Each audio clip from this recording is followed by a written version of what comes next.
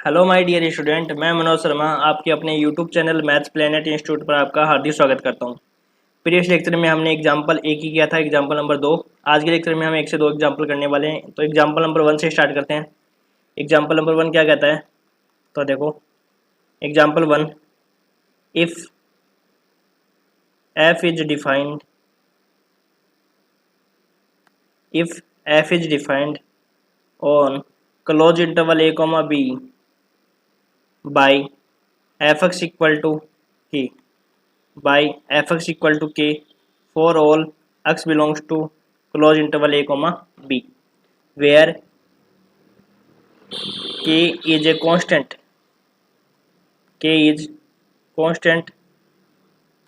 then f Riemann समाकलनीय close interval a, b पर and इस रीमान समाकलन की जो वैल्यू है F X D X equal to K B minus A के बराबर है। इसकी जो वैल्यू है आपकी के बी माइनस ए के बराबर है और आपके ये भी लिखा हुआ आ सकता है और ये भी लिखा हुआ आ सकता है कि एक कांस्टेंट, इसके और लगा कि ये थ्योरम है,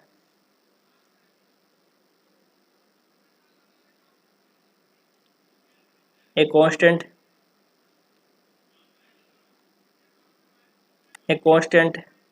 फंक्शन, एक अचर फलन जो होता है वो हमेशा क्या होता है, रीमान समाकलनीय होता है। फंक्शन इज आर इंटीग्रेबल ठीक है। तो देखो आपका ये इंपॉर्टेंट क्वेश्चन है, ये आया हुआ भी है, क्वेश्चन में आया हुआ है पिछले साल या उससे पिछले साल आया हुआ होगा कि एफ है वो डिफाइन है इस क्लोज इंटरवल ए, बी में और एफ एक्स इक्वल टू आपको क्या दे रखा है, के दे रखा है। एफ एक्स इक्वल टू क्या दे रखा है, के दे रखा है। F X equal to K for all X belongs to close interval A, B. आपको बोल रहा है कि ये फंक्शन रीमान समाकलनीय है और इस फंक्शन की जो रीमान समाकलन की जो वैल्यू है वो आपके के बी माइनस ए के बराबर है। और दूसरे तरीके से इस क्वेश्चन को ऐसे पूछा जा सकता है कि एक स्थिर फलन, एक अचर फलन जो होता है वो रीमान समाकलनीय होता है। यह अचर फलन हमेशा क्या होता है, रीमान समाकलनीय होता है। ठीक है, तो सबसे पहले हम क्या करते हैं, एक क्लोज इंटरवल है उसका हम पार्टीशन निकालते हैं, उसका हम पार्टीशन देखते हैं। और आरवे इंटरवल की हम बात करें तो उसके निम्नक और उच्चक की बात करेंगे और फिर हम क्या करेंगे, उसके यूएफपी और एलएफपी की वैल्यू निकालेंगे और निम्न रीमान समाकलन और ऊपरी रीमान समाकलन की वैल्यू निकालेंगे। तो देखो माना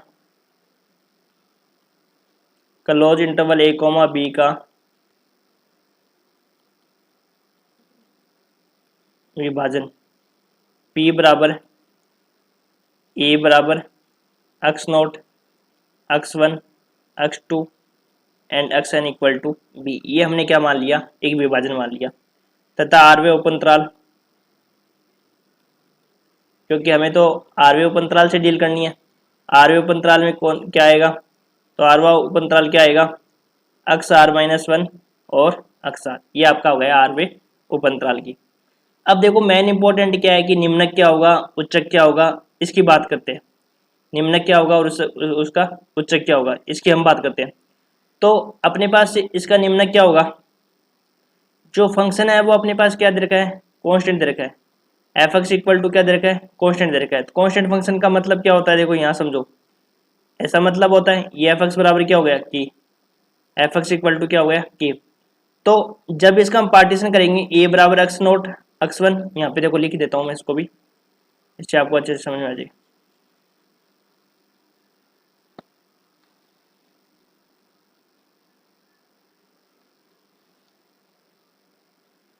तो इसका हम ग्राफ बना देते हैं। देखो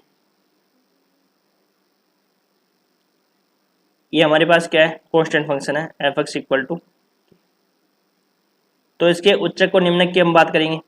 तो हमारा जो इंटरवल है वो क्या है, यहाँ से स्टार्ट है, ए बराबर X naught X one X two और एक्स एन बराबर बी। अब यहाँ से लेकर यहाँ तक की वैल्यू तो आपको पता है सेम है, इस इंटरवल से और इस इंटरवल के बीच में। तो यहाँ से वैल्यू क्या सेम ही है। तो इसकी जो निम्नक वैल्यू होगी, इसका जो निम्नक होगा वो क्या होगा, निम्नक स्मॉल एम आर क्या होगा अपने पास, के होगा। और उच्चक भी क्या होगा इसके में अपने पास के ही होगा, क्योंकि सेम वैल्यू है तो निम्नक और उच्चक दोनों क्या हो जाएंगे, दोनों बराबर हो जाएंगे। निम्नक और उच्चक दोनों क्या हो जाएंगे, बराबर हो जाएंगे। ठीक है, तो अब अपन क्या निकालते हैं, वैल्यू निकालते हैं यू एफ पी की। Now U F P equal to U F P equal to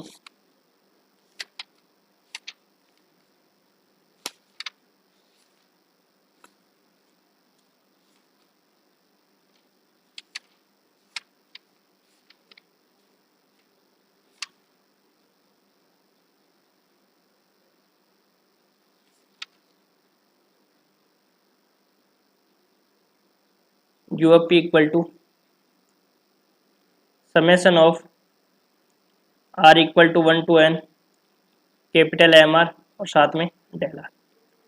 summation of R equal to 1 to n, M R कितना है के, और डेल आर क्या अपने पास एक्स आर माइनस, यही है ना। तो यहाँ देखो के तो कांस्टेंट है, के कांस्टेंट है और के कांस्टेंट है, R equal to 1 to n, तो ये तो बाहर आ जाएगा, के कांस्टेंट है। तो जब इसका समेशन खोलेंगे हम, तो देखो समेशन खोलो, या तो ऐसे लिख देते पहले इसको पूरा,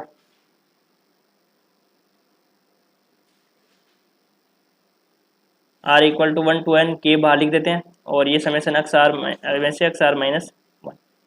तो खोलो इसका, तो पहला पॉइंट आर इक्वल टू 1 रखेंगे तो x1 माइनस x0, फिर x2 माइनस x1, फिर x3 माइनस x2, और इस प्रकार से पॉइंट रखते हुए हम क्या रखेंगे xn माइनस 1 और xn, ये रख देंगे।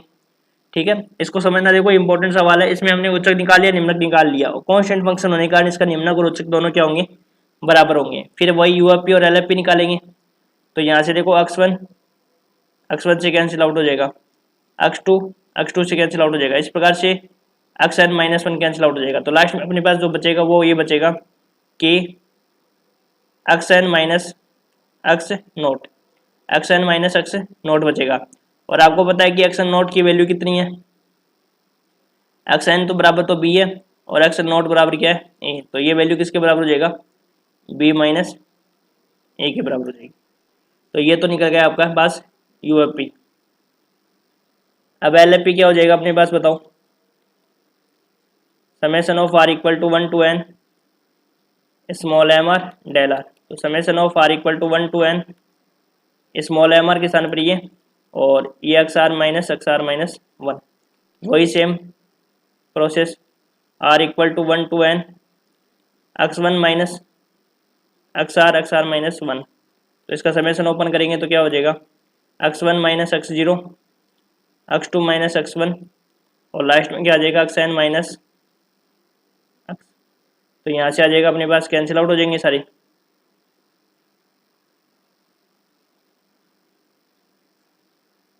x2 से कैंसिल हो जाएगा, x1 से कैंसिल आउट हो जाएगा। तो इस प्रकार से लास्ट में बचेगा अपने पास क्या, xn माइनस x नोट, तो ये हो जाएगा k b माइनस e। अब आपको क्या निकालना है, ऊपरी रीमान समाकलन।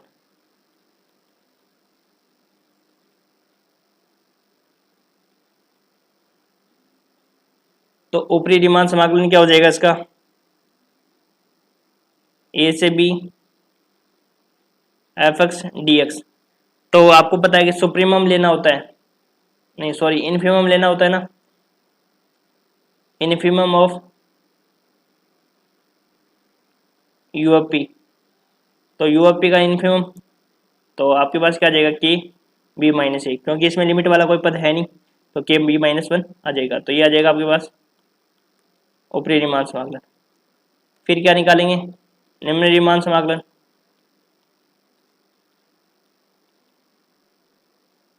तो निम्न रीमान समाकलन क्या हो जाएगा, ए से बी, ये हो जाएगा आपका सुप्रीमम ऑफ एलएफपी।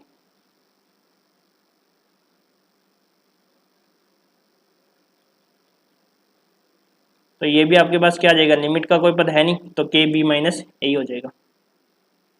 अब दोनों वैल्यू क्या आ गई, बराबर आ गई। अतः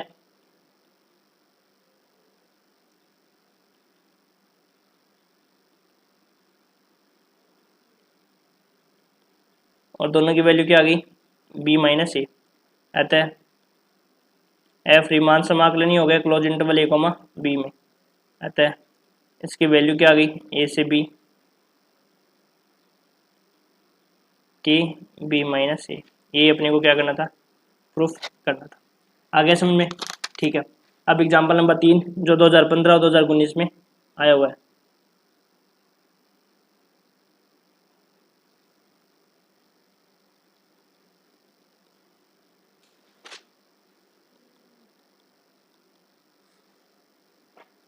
देखो function f is defined on 0, a as a follow. ये आ जाएगा अपने पास F X equal to X square और एक आ जाएगा F X equal to X cube. दो अपने को प्रूव करना है, तो फर्स्ट को लेकर चलते हैं। Solution for all belongs to 0, a। अब तो देखो आपको आइडिया हो गया कि कैसे इसको सॉल्व कर रहे हैं, तो अब ज़्यादा समझाने की जरूरत नहीं पड़ेगी आपको, ठीक है। तो वही माना अंतराल 0, a को समान n भागों में विभाजित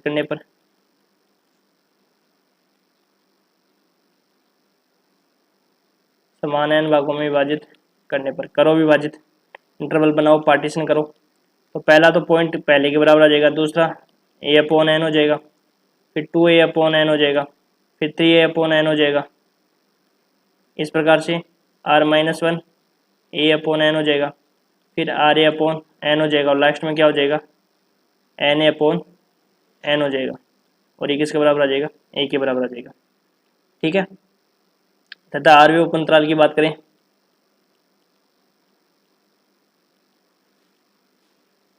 तो आरओ उप अंतराल क्या हो जाएगा,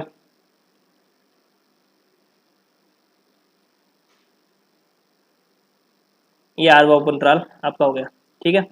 अब यदि मैं इसके ग्राफ की बात करूं तो ग्राफ बनाओ तो आपकी मर्जी है, अदरवाइज कोई ज़रूरी नहीं है। ग्राफ में आपको पता बस ये चलता है कि निम्न वैल्यू कहाँ से प्राप्त होगी और उच्च वैल्यू कहाँ से प्राप्त होगी, बस इतना सा फर्क है। तो देखो ये ग्राफ होता है एफ एक्स बराबर एक्स स्क्वायर, तो पूरा होता है ये। तो यहाँ पे तो क्या होती है निम्न वैल्यू और यहाँ पे क्या होती है उच्च वैल्यू। तो निम्न वैल्यू वाला पॉइंट क्या है आपके पास, r-1 ये होता है और ये वाला उच्च वैल्यू होती है, ठीक है। तो देखो उच्चक निकालते हैं। अब ये जो वैल्यू अपने पास इंटरवल पे, इसको अपने को फंक्शन में रखना होता है। तो यहाँ पे उच्चक की वैल्यू निकालनी है, तो रख दो, एक्स स्क्वायर है तो r-1 ए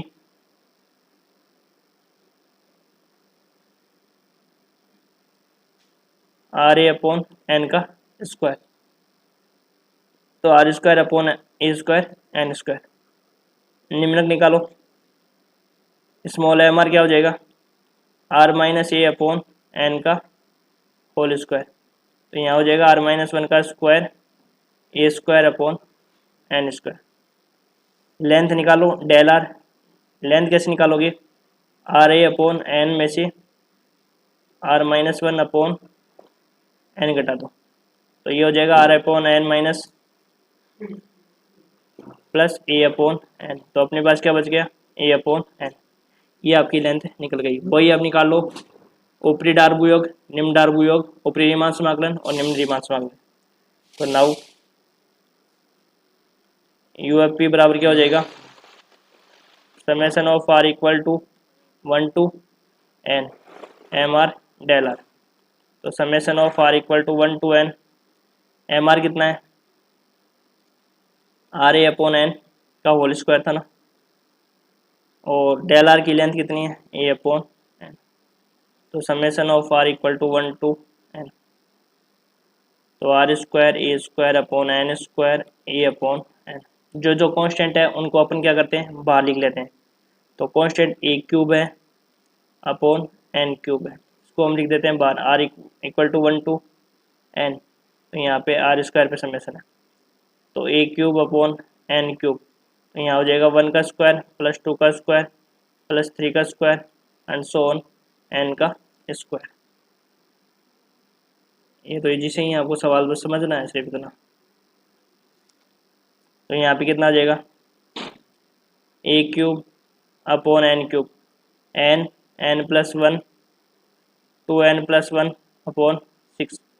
अब देखो सब में से क्या लेंगे, एन कॉमन लेंगे, तो एन सब में से कॉमन लेंगे, तो यहाँ पे क्या मिलेगा अपने को, ए क्यूब एन क्यूब, तो यहाँ बचेगा 1+1 अपॉन एन, और यहाँ पे हो जाएगा 2+1 अपॉन एन, और ये हो जाएगा अपने पास एन क्यूब इंटू 6। तो एन क्यूब से एन क्यूब कैंसिल आउट, तो यहाँ बचेगा अपने पास क्या, A cube upon 6 1+1 upon N 2+1 upon N, ये हो जाएगा अपने पास।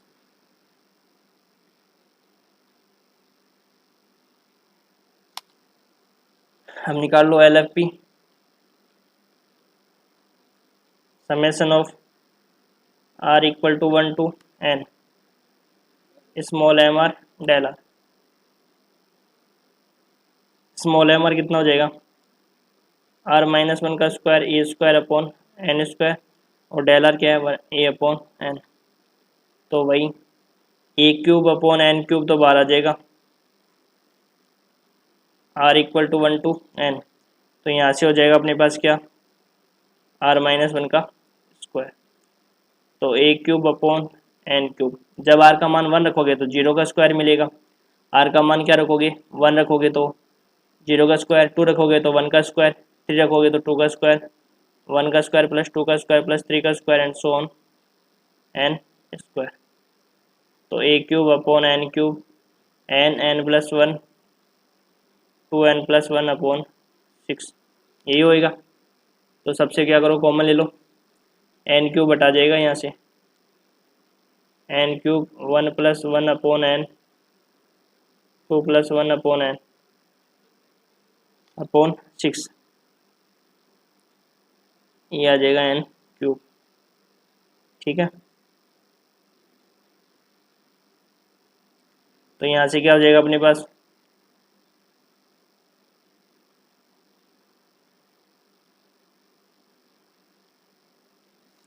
अब निकाल लो ऊपरी डार्बू योग,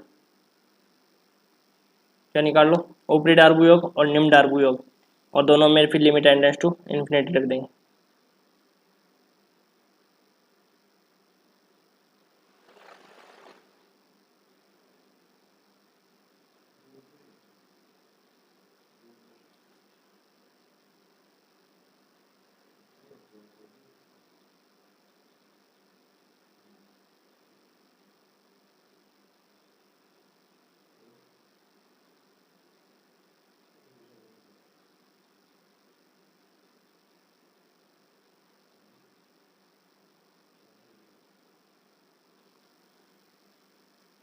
तो यहाँ हो जाएगा अपने पास क्या,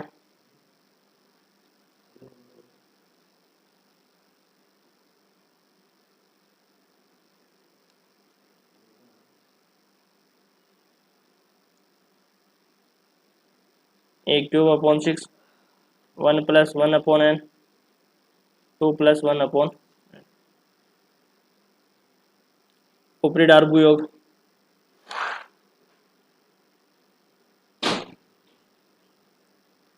ऊपरी डार्बू योग, सॉरी ऊपरी दिमाग से मांग लें,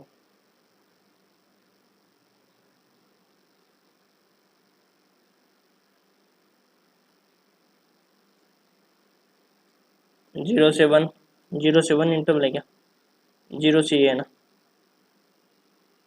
F X square D X, तो सुप्रीमम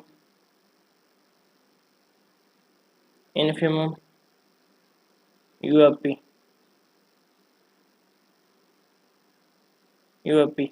तो लगाओ limit N tends to infinity A cube upon 6 1+1 upon N 2+1 upon N. तो जब एन टेंस टू इन्फिनिटी कहेंगे तो ए क्यूब अपॉन 3 आ जाएगा, क्योंकि एन टेंस टू इन्फिनिटी पर 1 अपॉन एन टेंस टू किसकी ओर, जीरो की ओर, और निम्न रीमान समाकलन क्या हो जाएगा,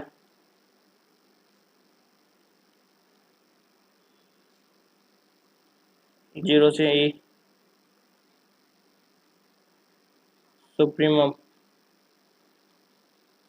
L F P limit N tends to infinity A cube upon 6 1 plus 1 upon N square 2 plus 1 upon N. जब एन टेंड्स टू इन्फिनिटी रखेंगे तो 1 अपॉन एन किसकी ओर अग्रसर होगा, जीरो की ओर अग्रसर। तो यहाँ पे ए क्यूब अपॉन 6 इंटू 2, तो A cube upon 3।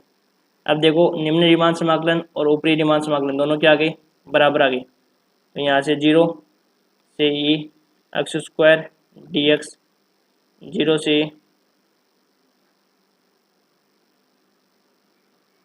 X square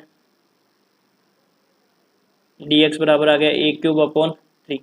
अतः एफ हो गया रीमान समाकलनीय जीरो से ए में, और उस रीमान समाकलन की वैल्यू जो हो गई वो क्या हो गई, एक्स स्क्वायर डी एक्स की वैल्यू क्या हो गई अपने पास, ए क्यूब अपॉन 3। ये आपकी क्या हो गई, वैल्यू हो गई। ठीक है, यहाँ तक क्लियर हो गया। अब देखो जो तीसरा क्वेश्चन है वो सेम का सेम यही है, एफ एक्स बराबर एक्स क्यूब, एफ एक्स बराबर एक्स क्यूब, एफ एक्स बराबर एक्स क्यूब। दूसरा पार्ट और बच रहा है ना, वो और करा देता हूँ अभी। एफ एक्स बराबर X cube for all X belongs to 0, A. ठीक है, ये निकालना है अपने को। ये भी देखो इजी सा ही है, वैसे तो नहीं करवाना चाहिए लेकिन फिर भी करवा देता हूँ, चलो ठीक है। तो मैं इसको जल्दी से लिख देता हूँ, माना अंतराल क्लोज इंटरवल 0 a, का विभाजन, विभाजन मान लिया P, और विभाजन किस प्रकार से मान लिया, 0 a upon n 2a upon n and so on r minus 1 upon e upon n r a upon n और n a अपॉन में n इक्वल टू क्या हो गया, a हो गया। ठीक है, ये हो गया। आरवे उपअंतराल की बात करूँ तो ये आरवे उपअंतराल हो जाएगा r minus A, same to same वैसा का वैसा ही है, आर ए अपॉन एन। ठीक है, तो मैं यहाँ पे सुप्रीमम वैल्यू लिख देता हूँ। सुप्रीमम क्या हो जाएगा, आर ए अपॉन एन का क्यूब, तो यहाँ पे बनेगा R cube A cube upon N cube, ये तो हो जाएगी आपकी सुप्रीमम वैल्यू। अब इनफीमम वैल्यू क्या हो जाएगी इसकी, infimum small M R equal to क्या हो जाएगा, R minus 1 A upon N का क्यूब, तो आर माइनस 1 का cube A cube upon N cube, ये इनफीमम हो गई। अब डेल आर निकालो, आर ए अपॉन एन में से R minus 1 A upon N बचेगा, तो बचेगा क्या, ए अपॉन एन, वही बचेगी, कुछ भी नहीं है। आपके सरल सा सवाल, ये सेम टू सेम वही सवाल है लेकिन वापस करवाना पड़ रहा है। तो मैं अब डायरेक्ट लिख देता हूँ सारी चीज़ें। यू एफ पी क्या हो जाएगा अपने पास, बताओ यू एफ पी के लिए क्या हो जाएगा, वो निकाल लो डायरेक्ट ही। यू एफ पी में क्या हो जाएगा, summation of R equal to 1 to n capital M R del R, तो यहाँ से हो जाएगा small R equal to 1 to n, और एम आर कितना है अपने पास, एम आर अपने पास है R cube upon A cube upon N cube, और इसमें आ जाएगा ए अपॉन एन, यही है ना। तो यहाँ पे क्या हो जाएगा, ए की पावर 4 बार आ जाएगा, ए की पावर 4 बार आ जाएगा और एन की पावर 4 बार आ जाएगा। आर पे रख दो समेसन, 1 का क्यूब 2 का क्यूब 3 का क्यूब और सो ऑन एन का क्यूब, तो यहाँ से क्या हो जाएगा, ए की पावर 4 अपॉन एन की power 4, N square, N N plus 1 का होल स्क्वायर होता है ना, और ये हो जाएगा 2 का स्क्वायर, ए की पावर 4 एन की पावर 4, और ये हो जाएगा अपने पास एन स्क्वायर बार, यहाँ से भी एन स्क्वायर बार 1 प्लस 1 अपॉन एन का स्क्वायर, और ये हो जाएगा 4, तो एन की पावर 4 यहाँ से कैंसिल आउट हो जाएगी, तो हो जाएगी ए की power 4 upon 1 plus 1 upon N का स्क्वायर। तो वैल्यू तो डायरेक्ट ही पता चल रहा है, ए की पावर 4 अपॉन 4 आ जाएगा। तो मैं यहाँ से एल एफ पी की डायरेक्ट वैल्यू लिख देता हूँ। एल एफ पी की वैल्यू आएगी अपने पास क्या, ए की पावर 4 अपॉन 4 एन माइनस 1 का स्क्वायर तो यहाँ पे आ जाएगी अपने पास क्या 1 - 1 अपॉन एन स्क्वायर आ जाएगा 1 - 1 अपॉन एन का स्क्वायर। ऊपरी रीमान समाकलन निकाल लो। तो ऊपरी रीमान समाकलन का मान क्या आ जाएगा बताओ 0 से e F X D X. Supremum value लेनी है तो ले लो limit n tends to infinity direct. So infimum of U of P. तो n का मान टेंस टू इन्फिनिटी देखें तो e⁴ अपॉन 4 और निम्न रीमान समाकलन क्या आ जाएगा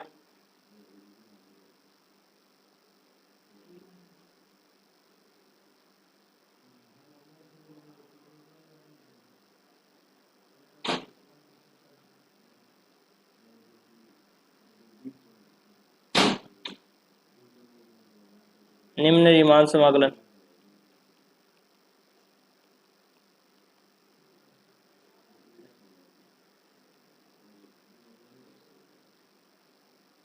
एफ एक्स डी एक्स बराबर limit n tends to infinity e⁴ upon 4 1 - 1 upon N का स्क्वायर। इसमें भी जब limit n tends to infinity रखेंगे तो 1 अपॉन एन किसकी ओर अग्रसर होगा 0 की ओर अग्रसर होगा। तो यहाँ से अपने को पता है कि ऊपरी रीमान समाकलन और निम्न रीमान समाकलन दोनों मान क्या आ गए बराबर आ गए और दोनों की वैल्यू किसके बराबर आ गई e⁴ अपॉन 4। अतः जो फलन f है वो आपका क्या हो गया रीमान समाकलनीय हो गया। फलन f क्या हो गया रीमान समाकलनीय हो गया और उस रीमान समाकलन की वैल्यू क्या हो गई e⁴ अपॉन 4 0 से एफ एक्स डी एक्स बराबर आ गया e⁴ अपॉन। ये हो गए अपने आज के 2 सवाल।